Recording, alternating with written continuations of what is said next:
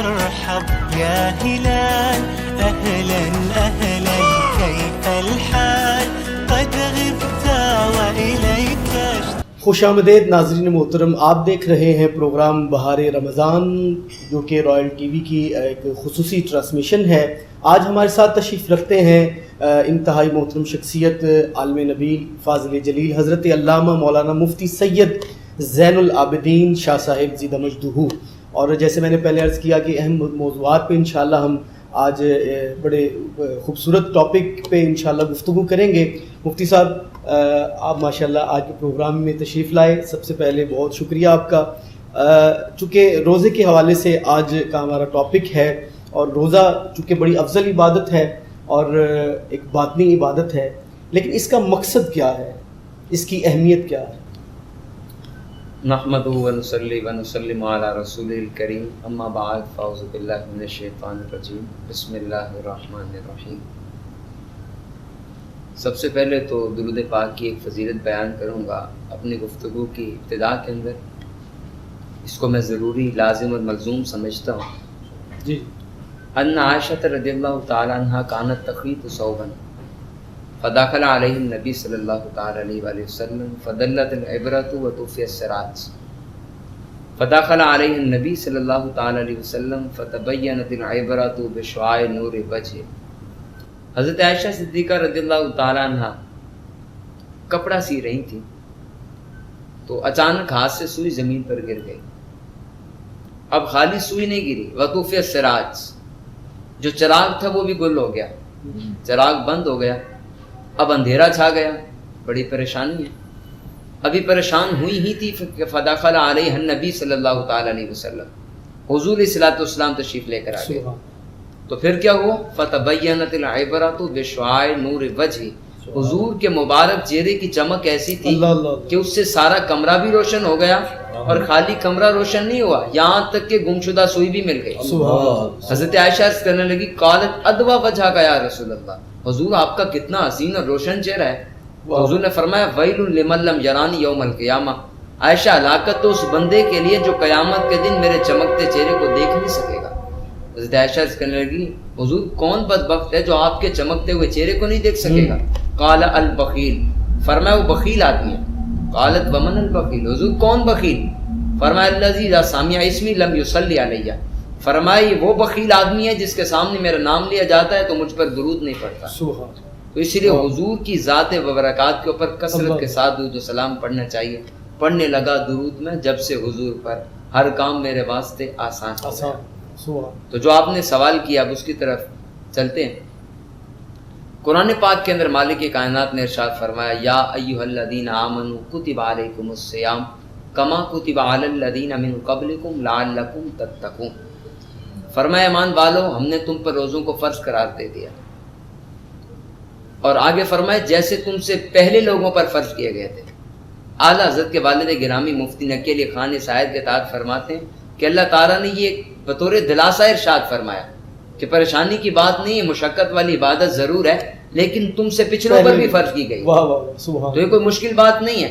اور پھر آگے ایک اور دلاسا ارشاد فرمایا، ایام معدودات، گنتی کے تو دن ہیں، پریشانی والی بات نہیں۔ جیسے والد اپنے بچے کو اسکول چھوڑنے جاتے ہیں نا، اس کو کہتے ہیں بیٹا پریشان نہیں ہونا، 12 بجے چھٹی ہو جائے تاکہ بچہ پریشان نہ ہو۔ تو اللہ تعالیٰ کو اپنے نبی کی امت سے پیار ہی اتنا ہے، فرمایا پریشانی کی بات نہیں، ایام معدودات، گنتی کے چند دن ہیں۔ اور پھر فرمایا اس سے زیادہ اگلی بات یہ، اگر تم بیمار ہو یا سفر پر ہو تو پھر معافی ہے، کوئی بات نہیں، کسی اور دن کے اندر رکھ سکتے ہو۔ تو روزے کی اہمیت میرے کریم آقا علیہ الصلوۃ والسلام کے فرامین سے آیا ہے۔ حضور علیہ الصلوۃ والسلام ارشاد فرماتے ہیں، من صام رمضان ایمانا و احتسابا غفر له ما تقدم من ذنبہ، فرمایا جس شخص نے رمضان کا ایک روزہ رکھا ایمان اور احتساب کے ساتھ، تو حضور فرماتے ہیں ایک روزے کی برکت سے مالک کائنات اس کے پچھلے سارے گناہوں کو معاف فرماتا ہے۔ اسی طرح ایک روزے کی برکت ہے، اور جو 30 کے 30 رکھے گا کیا۔ پھر حضور علیہ الصلوۃ والسلام نے یہ بھی ارشاد فرمایا من ادرک رمضان ولم یصم، جس نے رمضان کو پایا اور روزہ نہ رکھا، حضور فرماتے ہو بدبخت آدمی ہے۔ اور روزہ اللہ تعالیٰ کو بہت زیادہ پسند ہے۔ اس کی وجہ کیا ہے؟ ایک ظاہری عبادت ہے، میں نماز پڑھ رہا ہوں، سب کو پتہ ہے میں نماز پڑھ رہا ہوں، جو دیکھ رہا ہے اس کو پتہ ہے، لیکن روزہ باطنی عبادت ہے۔ میرے اور رب کے درمیان ایک راز ہے، ایک راز، اور رب جانتا ہے اور بندہ جانتا ہے، کوئی تیسرے بندے کو پتہ نہیں ہے، جب تک میں بتاؤں گا نہیں وہ جانے گا نہیں۔ صحیح۔ تو باطنی عبادت مالک کائنات کو زیادہ پسند ہے، اور رمضان مبارک تو ویسے ہی ایک بابرکت مہینہ ہے، مالک کائنات نے اس مہینے کے اندر عمل کا ثواب اور زیادہ بڑھا دیا ہے۔ نفل کا ثواب فرض کے برابر، فرض کا برابر ثواب 70 فرائض کے برابر کر دیا جاتا ہے۔ اور رمضان کو ایک یہ بھی خصوصیت حاصل ہے کہ رمضان مبارک کے مہینے کے اندر صرف رمضان کے اندر قرآن نازل نہیں ہوا۔ ہمارا ایک غلط فہمی ہے کہ لوگ سمجھتے ہیں شاید رمضان کے اندر صرف قرآن پاک، دیگر آسمانی کتب تمام کی تمام اور صحیفے حضرت ابراہیم پر جو نازل ہوئے تمام کے تمام اس رمضان کے اندر نازل ہوئے۔ اور روزے کا جو ایک اہم مقصد ہے نا کاشف بھائی، جس کو ہم اکثر بھول جاتے ہیں، روزے کا اصل مقصد قرآن نے بیان کیا، فرمایا لعلکم تتقون، تاکہ تم پرہیزگار ہو جاؤ۔ اگر روزے کا مقصد فوت ہو جائے گا پھر فائدہ تو نہ ہوا، تاکہ پرہیزگاری ملے، اصل مقصد تو یہ تھا۔ جی جی۔ لیکن 5 ڈشیں اگر آپ نے صبح بنا لی اور 5 شام کو، اور سارا دن آپ اے سی والے روم میں سو رہے ہیں اور کہتے ہیں ہر چیز کی چھٹی ہے، چھٹی، نماز تک کی چھٹی ہے۔ میں نے کہا بھائی اللہ تعالیٰ کو بھوک اور پیاس کی ضرورت نہیں ہے تمہاری، لعلکم تتقون مقصد فوت ہو جائے گا تاکہ تم پرہیزگار ہو جاؤ۔ اصل مقصد یہ تھا کہ غریب کی بھوک کا احساس پیدا ہوتا، تاکہ تمہیں پتہ چلتا کہ بھوک کیسے کاٹی جاتی ہے، تمہیں پتہ چلتا ہمارے ہمسائے فاقہ مستی کے اندر زندگی کیسے بسر کر رہے ہیں۔ روزے کا مقصد یہ تھا، لیکن ہم نے اس مقصد کو فوت کر دیا۔ اچھا مفتی صاحب، یہاں پہ لوگ اکثر اس چیز کو ڈھال بنا لیتے ہیں کہ روزے دار کا تو سونا بھی ثواب ہے، تو چلے سو کے وقت گزار لیتے ہیں، اور اس حوالے سے مطلب کیا فرماتے ہیں آپ؟ اصل بات یہ ہے کہ اگر تو فرائض اور واجبات کی پابندی کر رہا ہے، جی جی، نماز وقت پر پڑھ رہا ہے، جی جی، اور دیگر واجبات کو وقت پر ادا کر رہا ہے، اب اس کے علاوہ اگر فارغ وقت کے اندر سویا بھی رہے تو پھر بھی ٹھیک ہے، لیکن افضل یہ نہیں ہے۔ ہاں یہ جائز ضرور ہے، لیکن افضل عمل یہی ہے کہ روزہ رکھ کر عبادت کرے۔ کمال تو یہ ہے نا، کیونکہ رمضان کا ایک مہینہ آتا ہے اور انسان کی زندگی کا پتہ نہیں ہوتا کہ اس رمضان ہے تو اگلے رمضان دوبارہ زندگی نصیب ہوگی یا نہیں ہوگی۔ تو یہ چند گنتی کے دن ہیں، لعلکم تتقون، تاکہ تم پرہیزگار ہو جاؤ، تمہیں خیال رہے۔ اور بلکہ ایک بندے نے صرف پڑھا ہوتا ہے اور ایک بندے پر جب پریکٹیکل ہوتا ہے نا جب اس کا، تو اس کو زیادہ اندازہ ہو جاتا ہے۔ تو اس لیے قرآن نے فرمایا، مفتی نقی علی خان علیہ رحمۃ الرحمان آپ اس آیت کے تحت فرماتے ہیں، اور فرماتے ایک شخص تھا وہ بہت زیادہ اللہ کی راہ کے اندر خیرات کیا کرتا تھا، اس کی ایک عادت تھی، گھر والے بڑے پریشان تھے کہ یار سارا کچھ ہی دے کے آ جاتا ہے، انہوں نے اس کو پکڑ کر قید کر دیا تاکہ باز آ جائے۔ کافی وقت کے بعد اب اس کو باہر نکالا، انہوں نے کہا اب یہ سدھر گیا ہوگا، اب یہ وہ والا کام نہیں کرے گا۔ لیکن حیران کن بات تھی کہ پہلے اگر 10 روپے خیرات کرتا تھا اب 100 روپے خیرات کر رہا ہے۔ انہوں نے کہا یار تم نے کوئی سبق حاصل نہیں کیا، تمہیں سزا ملی تھی؟ کہنے لگا میں نے سبق حاصل کیا ہے اور اسی سبق پر عمل کر رہا ہوں۔ کہا وہ کیسے؟ بات سمجھ نہیں آئی۔ کہنے لگا پہلے میرے اوپر بھوک والی کیفیت آئی نہیں تھی اور مجھے پتہ نہیں تھا کہ بھوک کتنی ایک مشکل چیز ہے اور انسان کیسے بھوکا رہتا ہے، لیکن پھر بھی میں خیرات کیا کرتا تھا۔ اب تو میں نے خود بھوک کا تجربہ کر لیا ہے، اب تو مجھے پتہ چل گیا کہ بھائی بھوک ہی ہوتی ہے، فاقہ مستی اس کو کہا جاتا ہے۔ تو جس وقت بندے کے اوپر گزرتی ہے نا پھر اس کو اصل اندازہ ہوتا ہے۔ تو قرآن نے کہا روزے کا مقصد ہی ہے تاکہ امیروں کو بھی پتہ چلے نا غریب کیسے زندگی گزار رہے ہیں، ان کو بھی تو پتہ چلے نا غریبوں کی زندگی کیا ہے۔ صرف 5 وقت 5 طرح کا جناب کھانا کھا لیا اور کوئی پریشانی نہیں ہے، اس کو پتہ تو نہیں چلے گا نا کہ غریب کی غربت کیا ہے۔ تو اس لیے لعلکم تتقون، روزے کا مقصد یہ ہے کہ تاکہ تم پرہیزگار ہو جاؤ، تاکہ تم متقی ہو جاؤ۔ تو اللہ تعالی ہم سب کو متقی بنائے۔ اور مفتی صاحب یہاں پہ میں کچھ سوالات ایڈ کرنا چاہوں گا، چونکہ لوگ روزمرہ میں کافی مشکلات کا سامنا پڑتا ہے، عموماً نہیں پتہ ہوتا لوگوں کو عام طور پہ، اور کچھ لوگ سنی سنائی باتیں کر کے مس گائیڈ بھی کرتے ہیں۔ روزہ جو ہے وہ کن چیزوں سے مطلب ٹوٹتا ہے؟ عموماً لوگ کہتے ہیں کہ سرما نہیں لگانا چاہیے، ناخن نہیں کاٹنے چاہیے روزے کی حالت میں، اور اس طرح کی مطلب جو عام روزمرہ میں پیش آتے ہیں کام، اس حوالے سے کیا فرماتے ہیں؟ بسم اللہ الرحمن۔ دیکھیں اس کے اندر تو یہ ہے کہ عمومی طور پر سنی سنائی باتیں آگے سے آگے جا رہی ہوتی ہیں۔ جی جی۔ جس کا نہ سر پیر کچھ بھی نہیں ہوتا, بالکل صرف میں نے ایک کو بتایا, اس نے آگے بتا دیا, اس نے آگے بتا دیا, لیکن اگر ان سے پوچھیں لکھا کہاں ہے تو ان کو پتہ نہیں, ان کو بس یہ پتا جی میرے ابو نے بتایا. ابو جی سے پوچھیں تو کہتے ہیں میرے ابو نے بتایا, بات آگے سے آگے چلتی جاتی. صحیح. تو اصل بات یہ ہے کہ ان چیزوں سے روزے پر کوئی فرق نہیں پڑتا. صحیح. اگر کوئی روزے کی حالت کے اندر سرما لگا لیتا ہے پھر بھی درست ہے, روزے پر کوئی فرق نہیں پڑتا. اسی طرح ایک یہ بھی غلط فہمی پائی جاتی ہے کہ انجیکشن لگانے سے روزہ ٹوٹ جاتا ہے. تو یاد رکھیں انجیکشن چاہے گوشت کے اندر لگائیں اور چاہے وین کے اندر لگائیں, روزہ اس سے نہیں ٹوٹتا. صحیح. یہاں تک کہ ڈرپ بھی لگا لی تو روزہ اس سے بھی نہیں ٹوٹتا. صحیح. گلوکوز کی ڈرپ لگائی جاتی ہے, اس سے روزہ نہیں ٹوٹے گا. اچھا, اسی طرح یہ ایک بہت بڑی غلط فہمی پائی جاتی ہے کہ اگر کسی کو کیا آ جائے نا تو کہتے ہیں تمہارا روزہ ٹوٹ گیا ہے. صحیح. لہٰذا تم کھا پی سکتے ہو, حالانکہ ایسا نہیں ہے. شرعی طور پر کیا پتہ نہیں ہوتا نا لوگوں کو, بس وہی بات ہے کہ سنی سنائی باتوں پہ مطلب ایک دوسرے کو مطلب ایسے ہی کہ یار یہ تم نے کیا کر لیا, تمہارا تو روزہ رہا نہیں. یہ چیزیں کیا آنے سے روزہ نہیں ٹوٹتا, جتنی بھی آ جائے چاہے منہ بھرا ہے. اچھا. ایک صورت ہے کیا کہ جس سے روزہ ٹوٹ جائے گا, وہ یہ ہے کہ اگر اس نے خود بخود کیا لانے کی کوشش کی منہ کے اندر کوئی چیز, یا اس نے کیا منہ بھر نہیں آئی, اور یہ تو ایک نادر سی صورت ہے, ایسا ہوتا نہیں, آنے کے بعد وہ نکل گیا, تو اس صورت کے اندر روزہ ٹوٹتا ہے. عمومی حالت کے اندر سر میں تیل بھی لگا سکتے ہیں, ہاں, لیکن چند چیزیں ایسی جن سے احتیاط ضروری ہے. مثال کے طور پر آنکھوں میں ڈراپس نہیں ڈال سکتے روزے کی حالت میں, اس سے روزہ ٹوٹ جائے گا. صحیح. یہ پوائنٹ ہے کہ ڈرپ اور انجیکشن سے روزہ نہیں ٹوٹتا, لیکن آنکھوں میں ڈراپس نہیں یوز کر سکتے. آنکھوں میں ڈراپس ڈالیں گے اس سے روزہ ٹوٹ جائے گا. اچھا, کان میں جو ہے اگر کوئی ڈراپس ڈالتا ہے تب کیا اس کا ہوگا؟ جو کان کے اندر ڈراپس ڈالنے ہیں نا فراز بھائی, اس کے اندر دو صورتیں ہیں. ایک صورت تو یہ ہے کہ ایک بندے کا پردہ کان کا سلامت ہے, وہ کان میں اگر ڈراپس ڈالتا ہے تو روزہ نہیں ٹوٹے گا. لیکن اگر پردہ سلامت نہیں ہے, کسی بھی وجہ سے پردہ پھٹا ہوا ہے, تو اس صورت کے اندر یہ ڈراپس دماغ تک پہنچ جائیں گے, اس وجہ سے روزہ ٹوٹ جائے گا. حلق تک آ جائے گا. جی, حلق تک, اس وجہ سے روزہ ٹوٹ. اچھا, یہیں پہ ایک اور چیز میرے ذہن میں آ رہی تھی, آپ نے کہا کہ گلوکوز کی ڈرپ بھی اگر لگ جائے تو روزہ نہیں ٹوٹتا. اگر کوئی ایسے ہی مطلب وہ کہے کہ یار میں چونکہ میرے اندر کمزوری ہو گئی ہے روزے کی وجہ سے, ایسے ہی ہٹا کٹا ہے, بالکل کوئی بیماری ڈاکٹر کو کہ بیماری نہیں ہے, اس کو کوئی بیماری نہیں, کوئی مسئلہ نہیں ہے, وہ جا کے گلوکوز کی ڈرپ لگا لیتا ہے, اور یہ ایسا کرنا کیسا ہے؟ دراصل بلا وجہ شرعی یہ تو ایک فرض سے بھاگنے کی ایک صورت ہے کہ اس فرض کے اندر اس کو کوئی پریشانی ہو رہی ہے.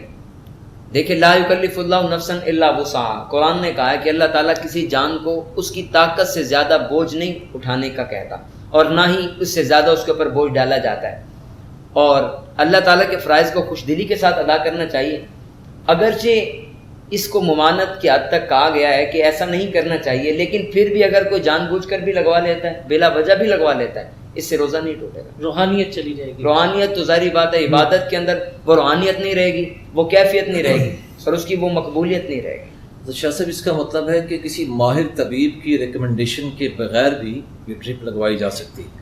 کیونکہ کچھ عرصے پہلے تک یہ بعض جگہ پر سننے میں آئی تھی بات کہ جب تک وہ ماہر طبیب ریکمینڈ نہیں کرے گا تب تک آپ یہ عمل نہیں کر سکتے. اصل حکم تو وہی ہے کہ ماہر طبیب کے کہنے کے بعد لگوائی جائے. صحیح. لیکن مثال کے طور پر اگر کوئی بندہ کمزوری فیل کر رہا ہے اور وہ کہتا ہے یار میں نے لگوانی ہے, کسی ڈاکٹر کی مشورے کے بغیر بھی لگوا لیتا ہے تو روزہ نہیں ٹوٹے گا اس کا, ایسے روزہ ٹوٹنے کا حکم نہیں دیا جا سکتا. اچھا مفتی صاحب, چونکہ سوالات تو اس حوالے سے بہت زیادہ ہیں اور چونکہ ہمارے پروگرام کا وقت بھی مختصر ہوتا ہے, آخر میں ایک سوال میرے ذہن میں ہے, بڑا اہم سوال ہے کہ وضو ہم کرتے ہیں اور وضو کے دوران کلی کرتے ہیں, اگر اس دوران تھوڑا پانی حلق میں چلا جائے جان بوجھ کے نہیں ویسے مطلب, تو اس کے حوالے سے کیا فرماتے ہیں؟ یہاں پر ایک وضاحت بہت ہی اہم ہے. ایک ہوتا ہے بھول کر کچھ کھانا پینا اور ایک ہوتا ہے غلطی سے. ان دونوں میں فرق ہے. بھول کر کھانے پینے کا مطلب یہ ہوتا ہے کہ میں نے کچھ کھایا لیکن مجھے یاد نہیں میرا روزہ ہے. غلطی کا مطلب یہ ہوتا ہے کہ مجھے یاد ہے میرا روزہ ہے, لیکن غلطی سے میں چاہتا نہیں تھا میرے حلق میں اتر جائے, چیز اتر گئی. صحیح. تو یاد رکھے بھول کر کھانے پینے سے روزہ نہیں ٹوٹے گا, اگرچہ پیٹ بھر کر کھا لیا. اور اس کے اندر یہ بھی ہے کہ دیکھا جائے گا کہ بندہ کیسا ہے. اگر کمزور ہے تو مستحب ہے کہ اس کو یاد بھی نہ دلایا جائے کہ تمہارا روزہ ہے. صحیح. اور اگر وہ ہٹا کٹا ہے تو اس کو بتایا جائے گا, واجب ہو جائے گا. بھول کر کھانے پینے سے روزہ نہیں ٹوٹے گا, لیکن غلطی سے اگر کھا پی لیا تو پھر ٹوٹ جائے گا. صحیح. اب یہاں پر وہ کلی کر رہا تھا, اس کو یاد تھا کہ میرا روزہ ہے. اس حالت کے اندر اگر پانی الگ سے نیچے اتر گیا تو روزہ ٹوٹ جائے گا. لیکن اگر اس کو یاد نہیں تھا کہ میرا روزہ ہے یا نہیں ہے, اس کو بالکل یاد نہیں کہ اس کا روزہ ہے, اس صورت کے اندر اگر پانی جان بوجھ کر بھی الگ سے نیچے اتار لیتا تو روزہ نہیں ٹوٹتا. ساتھ ہی علامہ صاحب یہ بھی فرمائیے گا شاہ صاحب کہ ٹوتھ پیسٹ کا بڑے لوگوں کے ذہنوں میں نا ہاں یہ بڑا وہم سا موجود ہے. ٹوتھ پیسٹ بعض لوگوں کو عادت ہوتی ہے روزانہ ٹوتھ پیسٹ وہ لازمی کرتے ہیں, بسا اوقات سحری میں اتنی گنجائش نہیں ہوتی وقت میں, تو پھر بعد میں وہ کرتے ہیں, وہ کہتے ہیں منہ نیچے کر کے کر رہے ہیں اور ہم نے کلی بھی اچھی طرح کر لی ہے, کوئی ذرہ بھی نہیں گیا. اس بارے میں کیا فرماتے ہیں؟ دیکھیے بہتر تو یہ ہے اس کے اندر مسواک کی جائے, سنت رسول بھی ہے اور روزے کی حالت میں بھی سنت ہے. ٹوتھ پیسٹ کی ممانت کتابوں کے اندر لکھی ہوئی ہے. ممانت اس وجہ سے ہے کہ عمومی طور پر اکثر طور پہ یہی ہوتا ہے کہ اس کے ذرات الگ سے نیچے اتر جاتے ہیں, اور ٹوتھ پیسٹ کا ایک ذائقہ بھی ہوتا ہے, ایک مہک ہوتی ہے اس کی. لیکن اگر کوئی اس احتیاط کے ساتھ کرتا ہے ٹوتھ پیسٹ کہ الگ سے نیچے نہیں اترتی تو روزہ توڑنے کا تو حکم نہیں دیا جائے گا, روزہ ٹوٹے گا نہیں اس سے. لیکن ممانت بڑی شدید ہے کیونکہ جو حکم اکثر کا ہوتا ہے نا وہ تمام کے اوپر حکم لگ جاتا ہے, کیونکہ اکثر طور پر اس سے روزہ ٹوٹ ہی جاتا ہے. اس وجہ سے علماء نے سختی کے ساتھ منع کیا ہے کہ ٹوتھ پیسٹ روزے کی حالت کے اندر نہیں کرنا. بہت بہت خوبصورت ماشاءاللہ. قبلہ مفتی صاحب آج ہمارے ساتھ ناظرین محترم تشریف فرما ہے انشاءاللہ, اور مزید اہم موضوعات ہیں انشاءاللہ اس کے اوپر مزید گفتگو شامل کریں گے, جہاں پہ نعت رسول مقبول صلی اللہ علیہ وآلہ وسلم شامل کرتے ہیں. محمد بلال قادری صاحب آج ہمارے ساتھ تشریف فرما ہیں. جی بلال بھائی کیا سنائیں؟ کلام اعلیٰ حضرت امام الکلام کلام الامام پیش کرنے کی سعادت حاصل کرتا ہوں. بڑا مشہور اور معروف کلام ہے اور بالخصوص آج کل تو بہت زیادہ پڑھا جا رہا ہے, کہ نشات پیش کرنے کی سعادت حاصل کرتا ہوں. صلی اللہ علیہ وعلی آلہ وصحبہ. نعمتیں بانٹتا جس سمت وہ ذی شان گیا, ساتھ ہی منشی رحمت کا قلم دان گیا, ساتھ ہی منشی رحمت کا قلم دان گیا. لے خبر جلد کے غیروں کی طرف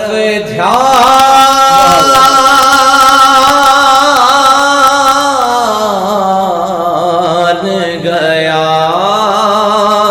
لے خبر جلد کے غیروں کی طرف دھیان گیا.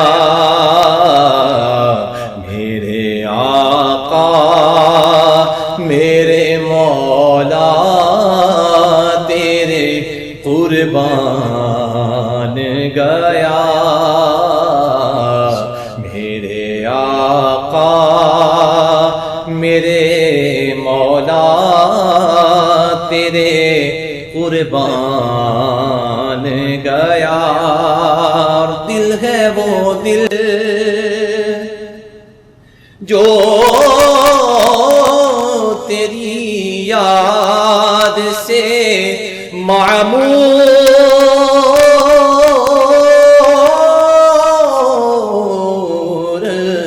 رہا, دل ہے وہ دل جو تیری یاد سے معمور رہا, اور سر ہے وہ سر جو تیرے قدموں پہ قربان گیا, سر ہے وہ سر جو تیرے قدموں پہ قربان گیا. اور حاصل کلام شعر ویسے تو اعلیٰ حضرت کے کلام کا ہر شعر کیا بات ہے, لیکن یہ شعر جو زبان زد عام ہے اور یہ بالخصوص مصرع پہلا کہ انہیں جانا انہیں مانا نہ رکھا غیر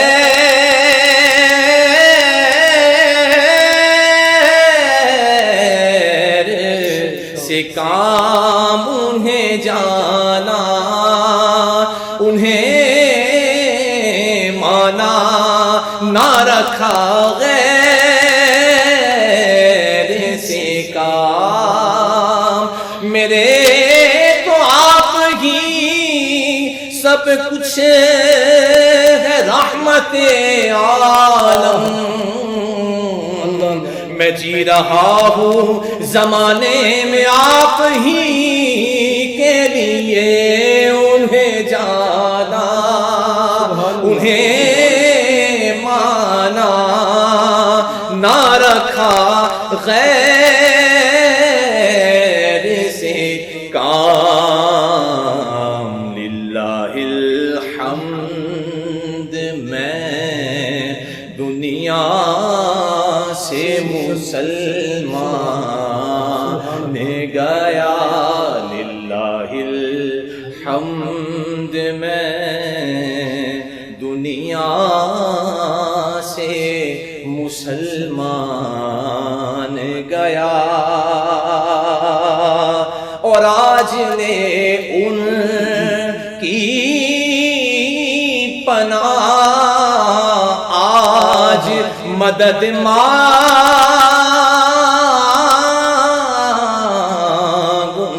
سے، یا رسول اللہ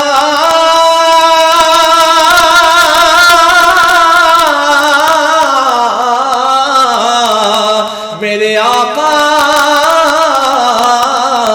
آج لے ان کی پناہ آج مدد مانگوں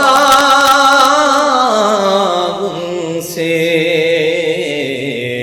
اور پھر نہ مانیں گے قیامت میں اگر مان گیا،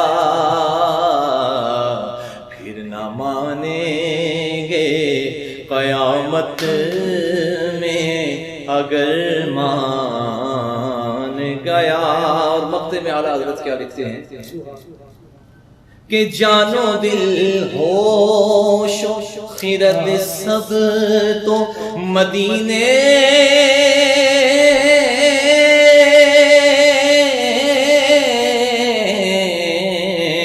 پہنچے، جانو دل ہوش و خرد سب تو مدینے پہنچے، تم نہیں چلتے رضا سارا تو سامان گیا، تم نہیں چلتے رضا سارا تو سامان گیا، لے رضا سب چلے مدینے کو، لے رضا سب چلے مدینے کو، میں نہ جاؤں ارے خدا نہ کرے، لے رضا سب چلے مدینے کو، میں نہ جاؤں ارے خدا نہ کرے، تم نہیں چلتے رضا سارا تو سامان گیا۔ بہت خوب۔ ناظرین محترم، محمد بلال قادری بارگاہ رسالت مآب صلی اللہ علیہ وآلہ وسلم میں بڑی خوبصورت اور بڑے محبتانہ انداز میں اپنی حاضری پیش فرما رہے تھے، اور اعلیٰ حضرت عظیم البرکت مجدد دین و ملت امام اہل سنت پروانہ شمع عشق رسالت سنیوں کے امام عاشقوں کے امام الشاہ احمد رضا خان نور اللہ مرقدہ، آپ کا جتنا بھی ناظرین محترم کلام ہے یقیناً اس میں آپ کو ایک عشق نظر آئے گا، ایک ایسی محبت نظر آئے گی، اور جو سننے والا ہوتا ہے یقیناً وہ اسی کیفیات میں گم ہو جاتا ہے. اور ایک بڑا خوبصورت شعر جو بلال بھائی آپ نے پڑھا کہ آج لے ان کی پناہ آج مدد مانگ ان سے کل نہ مانیں گے قیامت میں اگر مان گیا. یقیناً عشق مصطفیٰ صلی اللہ علیہ وآلہ وسلم ناظرین محترم ہمارے ایمان کا حصہ ہے, اور جو آج حضور کا ہے روز حشر بھی حضور کے ساتھ ہی ہوگا. جو آج نہیں حضور کا یقیناً وہ روز حشر حضور کی شفاعت سے بھی محروم رہے گا. اور آج ہمارے ساتھ مفتی صاحب بھی تشریف فرما ہے. انشاءاللہ ایک اہم موضوع پہ ہم انشاءاللہ گفتگو کریں گے ایک چھوٹے سے بریک کے بعد, اس یقین کے ساتھ کہ آپ ہمارے ساتھ رہیں.